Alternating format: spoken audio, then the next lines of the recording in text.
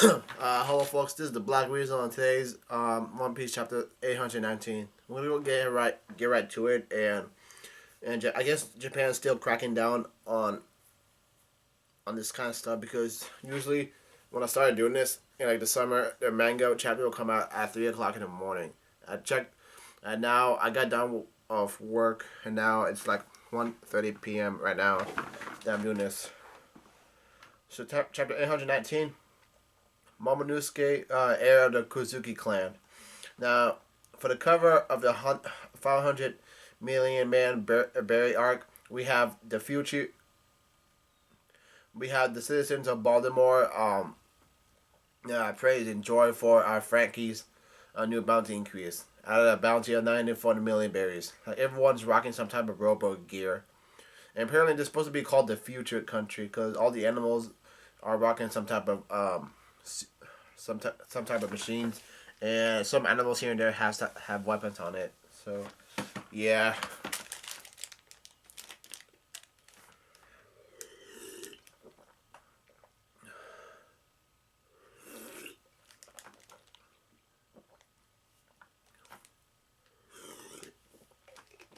Now it starts off with Luffy announcing Momo's dad went with Gold D. Roger to Raptail. And a side caption says, "The shocking truth. What is exactly the relationship between the One Piece and the Wano country?" Everyone's surprised that Momo's dad became part of the Roger Pirates. And then Luffy says, "Your dad was part of the Pirate King's crew." And Momo starts stills crying. Like, it's really, really awesome to figure out that there's another member of Roger's crew. Like, it's been after for so long during the chapter span. And then Robert said one of the few that learned the secret of this world, just like Rayleigh. And then there's a flashback of Rayleigh says, "Yes, I know. We learned all of the history of this world from chapter in the 500s, the early 500s." And now Zora says that I see. So the secret of the world is what they were trying to weasel out of you. Kaido's underlings, Don Flamingo and Caesar, I mean. That's why they were trying to hunt you down. And Kanjuro says, Kimo says, your logic is sound. The thing is,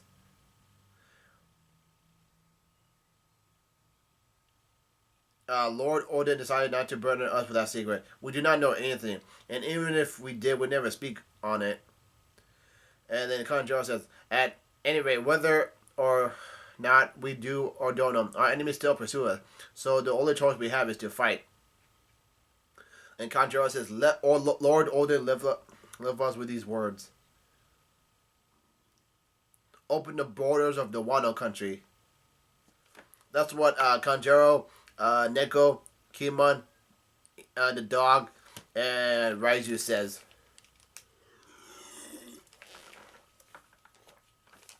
That's what they all said. Yeah, Luffy has a question mark near him. He's wondering too. Kanjuro says, we, those who have been Lord Odin's shields, by some twist of fate, we ended up being the ones protected by him. Now that we bear the shame of living on without our Lord, we must do but one thing. Stake our lives upon seeking justice for him. And then Raizu says that is kill the shogun of the Wano country and open the borders of the country. I think the shogun means king of the Wano country. Now this is the place that's been talked about so long, starting from when Ace said that he went to the Wano country. And Kimon said that is our true desire. Right now, the Wano country is being oppressed by both the shogun and Kaido, who have joined forces. And Brooke says, oh my. And then Kimon says, though those that harbor sentiments of rebellion have begun together, compared to the great armies of the enemy, we are but puddles before the ocean. We have no hope of winning. And then Kimon says, yet we must. Thus we live on our voyage to find comrades in arms to fight with us. And then Kimon says, we first set our sights on Zoo.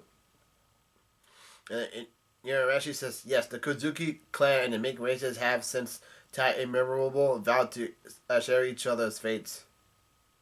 That's pretty nice. Samurais and talking animals coming together. And then Nicker says, more importantly, Nino and I are both retainers directly under Lord Odin himself. From the day Raizu showed up on this island, the warriors of this island were prepared to give their lives. And most of them did after Jack's menacing rampage on the zoo. Like a big ass mammoth attacking a country that's on an elephant. What are the odds?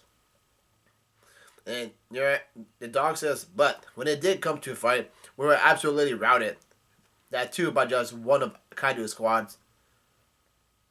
And then Frankie yells out, oi, that's because those bastards used that foul weapon of theirs. So apparently, the beast pirates are known to use dirty methods of warfare, like poison.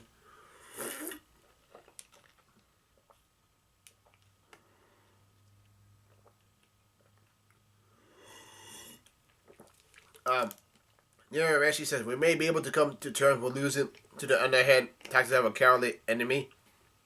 But next time, next time things will be different. We will not make the same mistake twice. We have, and Yorameshi says, we have our trump card. Next time we fight, we'll show them the true strength of the minks. And Kimo says, we actually have something. What the fuck? We actually have something to ask of you, Luffy don't know. And Luffy is surprised. Like, he's pondering. The true strength of minks. Can they go on a rampage or, like, a rage?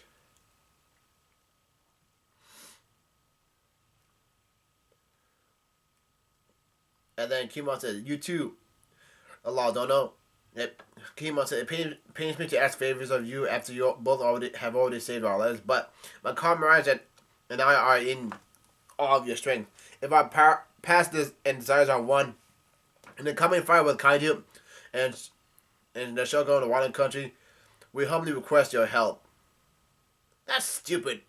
Because Luffy has to go towards the Cake Island to rescue Sanji from Big Mom. And now this dumb samurai will pop out of nowhere and wants Luffy to help in the fight against Kaiju. Like, he's at a crossroads right now. Like, save Sanji or deal with Samurai, the minks, against Kaiju. And that ends all the energy. The guy is called the strongest creature in the land. Like,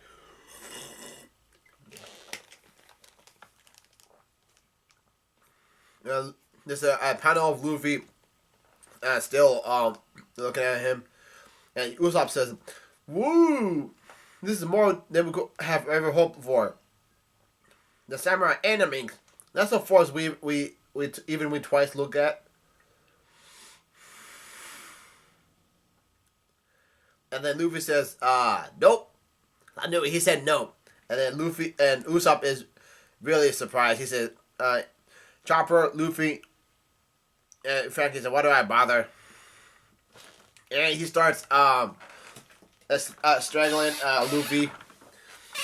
Usopp said, have you lost your mind? Say that again, I dare you. One sec, Kiwan. Forget he ever said that. Just said Taiwan beat some sense into this idiot. And then Nami said, Luffy's got a point. We don't see her eyes. And Usopp said, what? Nami? And then Nami says, first come negotiations. And there's a berries sign on her eyes. And then Usopp, and then Chopper and Frankie yell out, no, hit the damn brakes. And while Usopp's pulling down Luffy yells out, and what are you, just some figurehead, Momo? Luffy says, you said it, you're a huge big shot, right? You're the leader of all these great warriors, right? And Momo is being questioned by Luffy. Luffy says, yeah, all you can do is cry. And Nami starts slapping Luffy. And she said, that's enough, Luffy. You have some nerve sounding off on an 8-year-old child at a time like this. And Brooke says, Luffy, heirs, you see, until they actually become adults, are not actually required to really do much. It's the job of the adults around him to aid and assist, because this is a kid we're talking about here. And then Nami said, "That's right. I'm sorry for all that, my dear Momo. That idiot Captain Oz is a real meanie." And then Brooke says, "You're the one adult that shouldn't be around him at all, because Nami wants him for his money, for the wealth."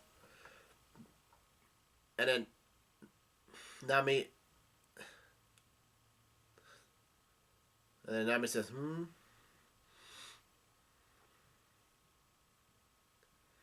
And I think there's a flashback going on, and somebody says, "Momo, you'll never be able to learn about its entirety. This is the real world." Kimon says, "We're surrounded." And somebody yells out, "Light the fires." And Momo yells out, "Mother." So, unfortunately, his mother was burned alive. And somebody yells out, "We gotta run. There's a safe place we can go." And Kimon yells out, "Everyone run." And Kaidu, and this is Kaidu because I can see his Fu Manchu mustache, and he said, "Your father is a foolish lord." And he, as the memories come up, he starts crying. Yeah, we don't even see his eyes. And Momo yells out, "I want to beat Kaidu." And Luffy still looks at him. Momo says, "Kaidu is the enemy of my parents," and he starts crying. And Momo says, "Even my mother fell by his hand. I wish to become an adult, big and strong, so I can get vengeance for my father and mother. I want to protect my retainers." And Kimon starts crying as well. He says, "Lord Momo." And Neko said, "That sentiment alone is more than enough." And Yoraeshi says, "You're just an old softy now, aren't you?" That's what Yoraeshi says towards Neku. And he starts sniffing as well. And Momo says, "But I am small. I cannot. That is why I wish for you to fight alongside us, Luffy." What the hell? And Momo gets on his knees. He says, "I'm begging you." And Luffy says, "That's more like it."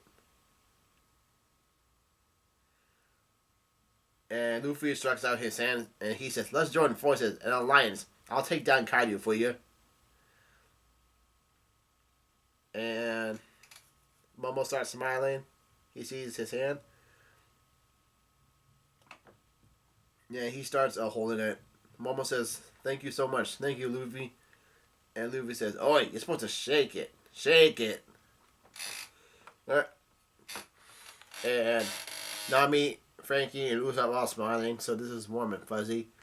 And Kimon says, "Though he may have sounded off on a mere 8-year-old, I guess more so than any of us, Luffy don't know things of Lord Momosuke as an adult."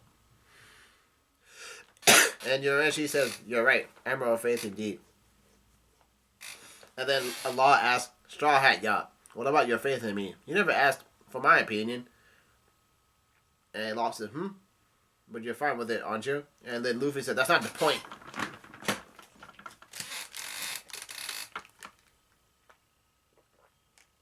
So Law isn't agreed to this because we have a 500 million man in his group enjoying forces with samurais and minks, but we have to have the other 500 million man as well.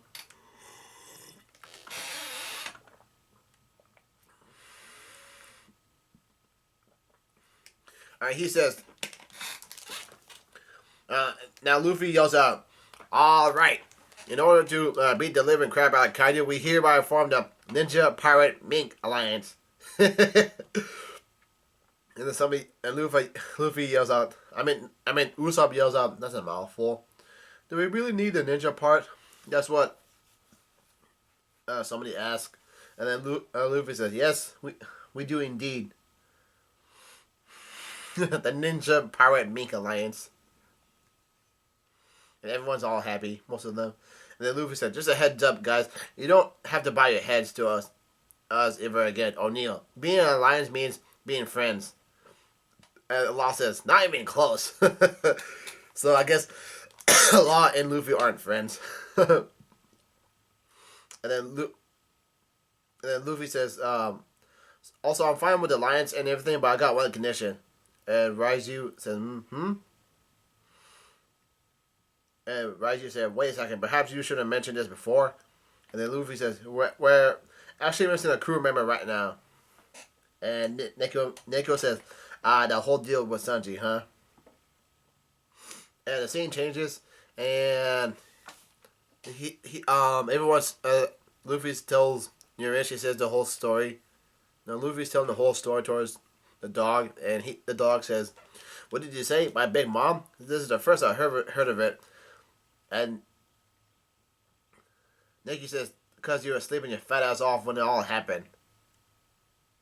No, that's what, it's vice versa. Nico said, what did you say? My big mom? This is the first I heard of it. And she says, because you were sleeping your fat ass off when it all happened. And then Luffy said, I'm going to go and bring him back. Until then, I want everyone to wait and not start in trouble. Besides, Sanji's super strong. He's pretty much worth 1,000 people. And the dog says, is that so? That's reassuring. Will you be okay? You're going up against a Yonkou. And then Luffy says, it's like I'm not going to fight it. I'll be fine. I'll go and pick you up Mamushi. And then, Zoro said, just so we clear, I'm worth 2,000. Got it? And then Nami starts patting Zoro on the head. And she said, yes, we know.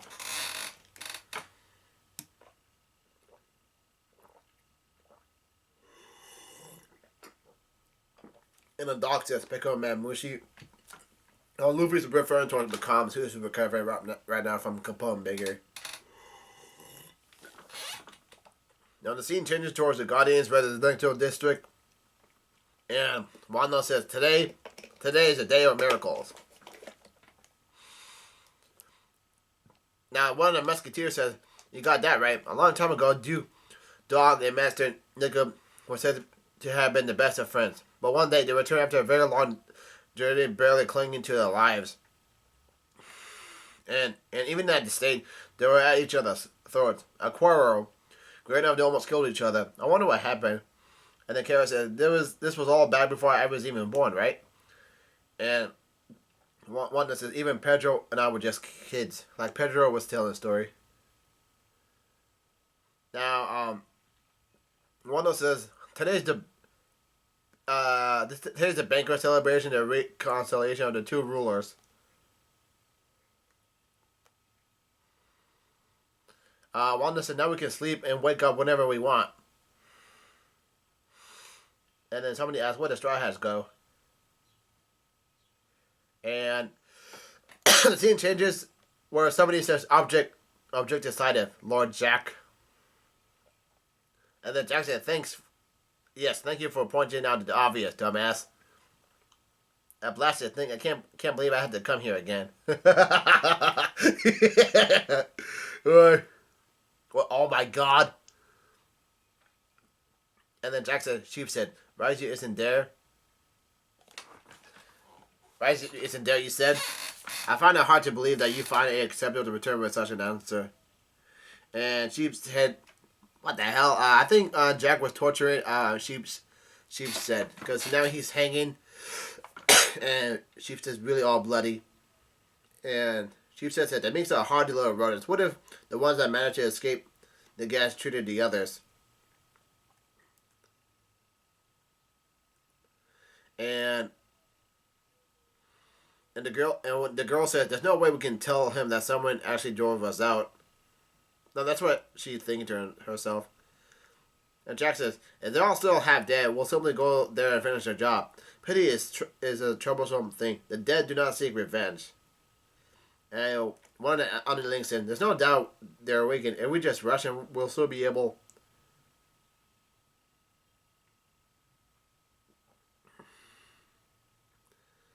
And anyways, Jack interrupts him, and he said, there's no need to rush anywhere. He says, I'll just kill this huge elephant. What the hell? Oh, he wants to kill the elephant, like... because, because like here's the scoop: the elephant is holding the country of Zoo. So if he gets rid of the elephant, then the whole island will come crashing down. Like things are about to get serious. All right, that's the end of that.